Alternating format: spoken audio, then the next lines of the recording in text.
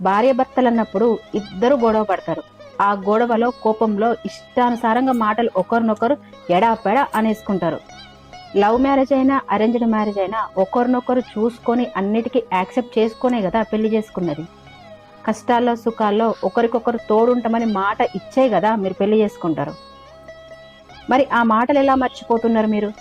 కోపం అనేది ఇప్పుడు ఉంటుంది, రోజులు గడుస్తున్న కొద్దీ పోతూనే ఉంటాయి. కానీ నువ్వు కోపంలో అన్న మాటలు ఉంటాయి కదా, అవి మాత్రం ఎదుటి వాళ్ళ మనసులో ఎప్పటికీ నిలిచిపోతాయి. అందుకే గొడవ పడేటప్పుడు కోపంలో నోటికి ఎంతొస్తే అంత మాట్లాడొద్దు. భార్యాభర్తలు అన్నప్పుడు కష్టంలోనైనా సుఖంలోనైనా ఒకేలా ఉండాలి.